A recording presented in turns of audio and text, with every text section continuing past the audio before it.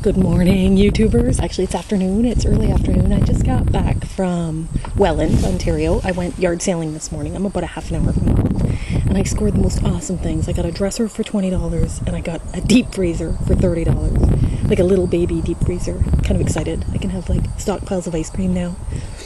Anyway, boiling, stinking, stupid hot. All of a sudden, it's bright and it's hot and it's humid. So I just had a bath to cool down. So my hair is soaking wet. What I wanted to talk about today was a story I just told my mother. She had known it. I told it to her before, but I reminded her of it today. And it was actually the most influential thing that ever happened to me. So I guess I'll call this story something that the best lesson you ever learned from a person that you never thought you'd learn a life's lesson from, I guess. That's kind of a dumb title, but you know what I'm saying. So my ex-boyfriend, who incidentally... Here we are, we broke up 10 years ago, so in the final days of our time together, he had gotten into cocaine. He was a pothead the whole time we were together and an alcoholic. And I've since heard that he is a crackhead. He's like a gutter crackhead. So he's gone completely down the toilet. And the signs were all on, the writing was on the wall when I was with him. And it's heartbreaking. It's a disease. Whatever. It's done. It's over. But he was the kind of guy that was... potential trouble, always kind of troubled in some fashion or another. He was also gambling addict. He used to gamble the mortgage away. And what was awesome about him was he always did what he said he was going to do, which is unusual for an alcoholic, I do realize, but he taught me that life's lesson in the most powerful of ways. So I'll tell you the story. We were together a couple of years before I moved in with them. I was living with my sister at the time in a house in downtown Hamilton. And he really, really wanted me to move in with him. And I kept saying, no, that's crazy. I can't live with you. He had 3 kids, for one thing, and I'm not mother material. But for another thing, his kids were kind of not used to privacy. They weren't used to respecting privacy.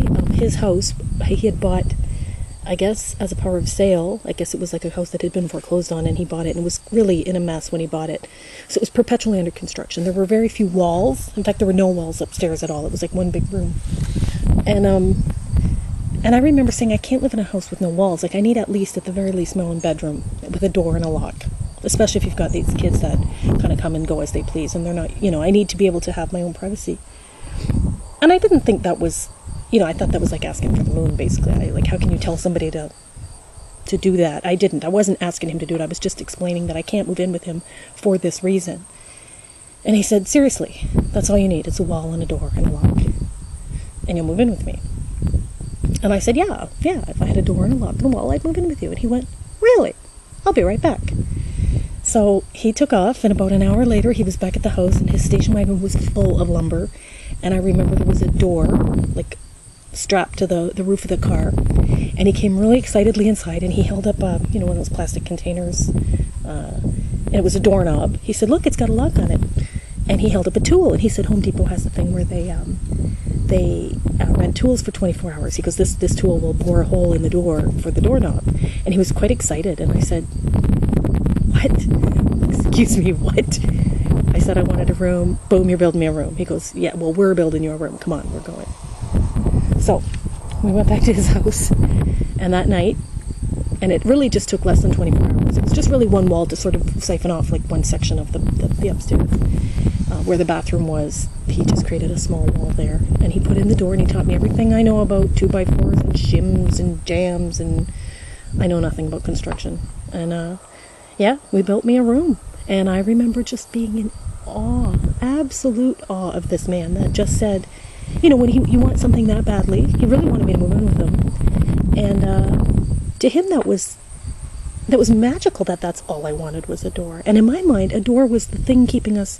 That was the thing I could never have. I couldn't even imagine a world where you just build a room and add a door. And so since that time, that was probably closer to 14 years ago, I don't know, long time ago, when I moved in with him. After that, I became a different person. I really did. He influenced me hugely on that front. And I can honestly say that I do what I say I'm going to do. And if I say something, I mean it. And I mean it tomorrow. I usually... if I say I want to do something, it's done in that time frame, same as him. And also it's empowering to know that really everything is attainable. Everything is. If you want a door, go buy a door. I mean, other than, within reason of expenses and stuff like that. Like a few years back, I decided I wanted to be a long haul trucker. I hated my job. I still hate my job. And I remember thinking, yeah, I'm going to be a long haul trucker. I was actually taking some ride shares, these strangers. I do something called like new age hitchhiking, I like to call it. These Muslim guys from Egypt. They were brothers, Saeed and Mohammed, and I remember I was taking them to Ottawa for Canada Day long weekend.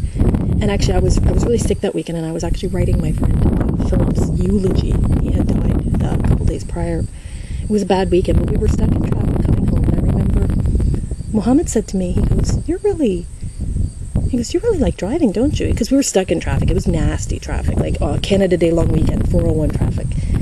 And he said, this doesn't bother you at all, doesn't it? I said, no. I mean, I had my hand up and I actually had my knee up. I remember I had my hand on the wheel, and I said, I have good music, I have good company.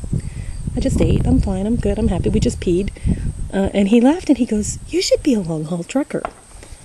And I'll never forget that. Those were the words within about 4 days of him saying that. Because I remember turning around and saying, you're right. I should be a long haul trucker. Really, I should. I love driving. I love driving people places, and I like, new experiences. So within about 4 or 5 days, I'd signed up for trucking lessons, and they were not cheap. They were $4,000, and I had to scramble to get several loans renegotiated, and my bank wouldn't give it to me, and I had to go to a different bank. And yeah, I got myself a loan. I got myself truck driving lessons, and it took me a long time. A whole series of weird things happened. The place went bankrupt. My best friend died. Another friend died that summer. And so it ended up taking me about 9 months in total. But I eventually did get my truck driver's license. In Ontario, it's called AZ. It's the equivalent of an American CDL.